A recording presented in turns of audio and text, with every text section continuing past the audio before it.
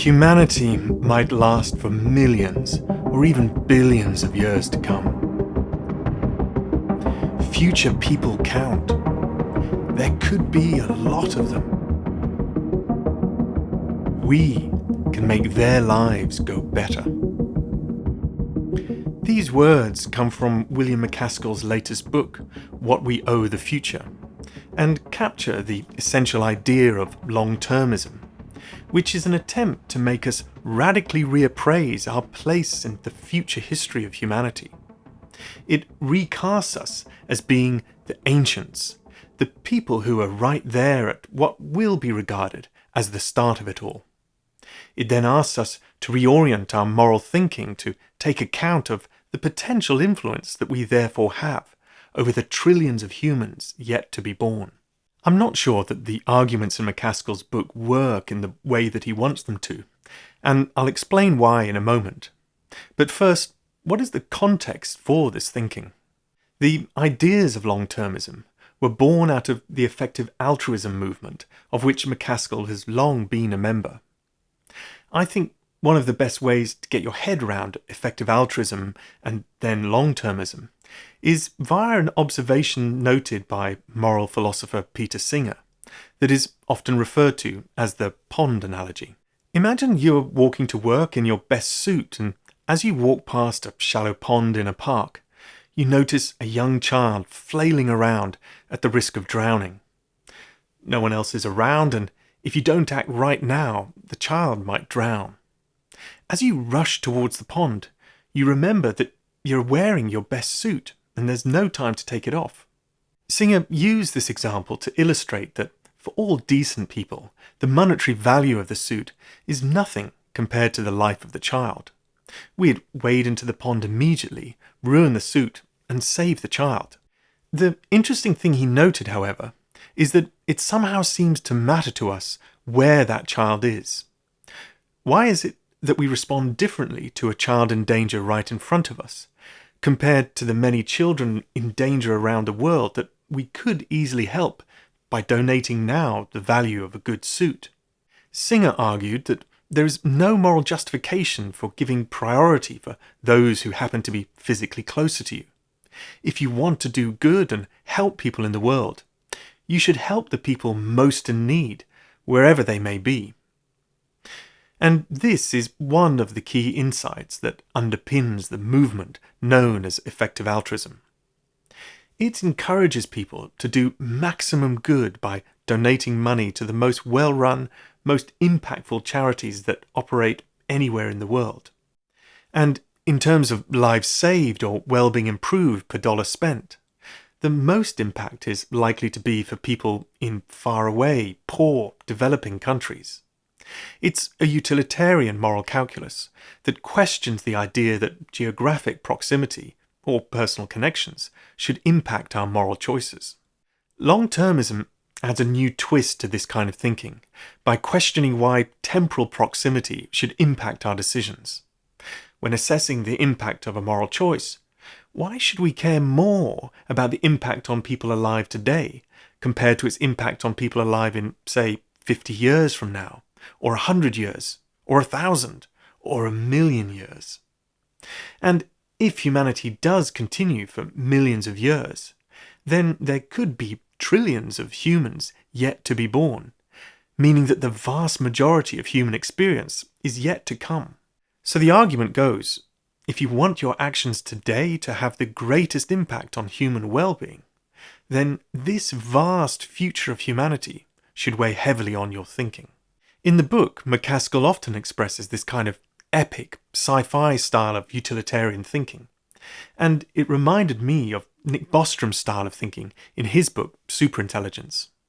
But I imagine this style of writing and thinking will leave some readers cold, as it can wander away from the many present-day moral concerns. Although, to be fair to MacAskill, he does sometimes try to link his thinking back to present-day concerns like inequality and climate justice, but I'm not sure how much that helps his case. In the first part of the book, he goes through the basic arguments for Longtermism, along similar lines to the ones I've just outlined. He then makes the obvious connection with the well-established concerns we all already have for climate change as being a good example of a basic kind of long-termist thinking, and a good baseline against which to judge the importance of other kinds of long-termist concerns. But more interestingly, he draws attention to the relatively unique moment in history that we happen to be living through. He notes 3 different ways in which our time now is special: the rapid economic growth, the creation of AI, and the level of interconnectedness of all of humanity. He gives good arguments for why these features of today are unlikely to continue for more than a few thousand years at best, which is a short time when you're thinking in terms of millions of years of future humanity. This places those of us alive today in a very plastic moment in history with a disproportionate ability to mould the future. The next 2 parts of the book explore 2 key themes for how we can influence the total well-being in the future. The first is what he calls making trajectory changes, where our actions today can increase the total well-being of humanity in the future. To look at this, he examines the way that moral changes have influenced societies in the past, such as the abolition of slavery, and argues that at least some of these changes have the characteristic of seeming to be contingent on a particular group of people having put effort into making the moral change happen. And if they have done it before, then we can do it now. And of course, that is what MacAskill is trying to do by promoting long-termism. And if we can make well-being in society better on average now, then that could potentially persist for a long time, making a cumulatively huge impact on total well-being over the longer term. MacAskill also explores how this moment of cultural plasticity may end with a very long period of time where a certain set of values get locked into society, as has happened for long periods in the past.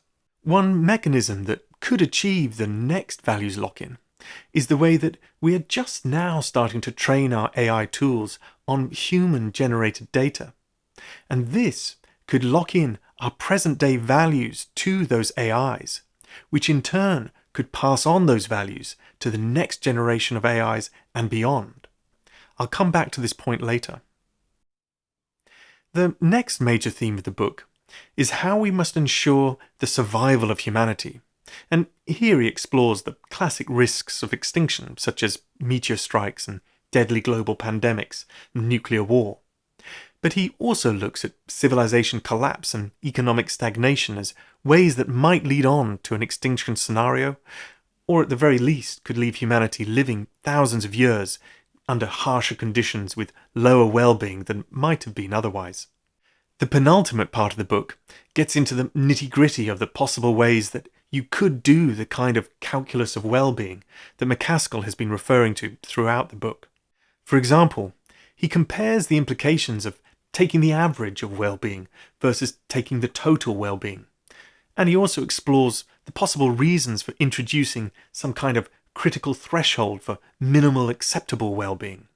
But here is where I think the book is weakest, because it exposes the bare bones of this style of utilitarian, calculative thinking, without making the case for why it is the right way to be considering moral questions in the first place. Indeed, the word utilitarian only pops up once in the whole book, in a section about the history of moral thinking. It's as if MacAskill is deliberately avoiding the term. And as I am not a utilitarian, I would have liked to have seen at least some attempt to persuade me that these calculations and the sometimes odd conclusions they come to are worth engaging with seriously. Indeed, I have seen some commentators suggest that the utilitarian calculus of long-termism is problematic, because it provides a ready-made excuse for billionaires to focus their energies on grand civilization-saving projects, like Elon Musk's efforts to reach Mars, rather than on less glamorous but more urgent issues. And while I found no place where MacAskill was advocating the abandonment of present-day concerns, it's easy to see the calculative implication suggesting that if you take long-termism seriously, then you should prioritize your time, effort, and money on improving the lives of the future trillions of humans, rather than the present-day millions living in abject poverty. But even saying that sentence shows why this truly long-termist way of thinking just sounds a bit silly. And in the end, I found that many of the very long-term concerns MacAskill presented just looped back to similar present-day concerns that we would already be worrying about simply for the short-term future that our actual children and grandchildren will be living in. Long-termist thinking just doesn't seem to make any noticeable difference to what we should do anyway. For example, take MacAskill's interesting notion that as we train our AIs on present-day human values, this might lock in those values for millennia to come. Ironically, if this long-termist argument is correct, then we need to stop worrying about the long, distant future so much and make sure that we improve our society today to have the best possible values and to be as fair as possible, so that that is what our AIs observe and they learn as they're learning about human values. If we're always putting off fairness and justice into the future, then so too might our AI overlords. And of course, the AIs would morally justify their ongoing tolerance for suffering today by using rational, calculative, long-termist arguments about their grand moral plans for tomorrow. Now that is a future we need to avoid. So while I enjoyed reading this book, it certainly hasn't convinced me to reorient my moral thinking more towards the very long distant future. And if you enjoyed this book review, you may also enjoy these other videos that should be on the screen now. Thank you for watching.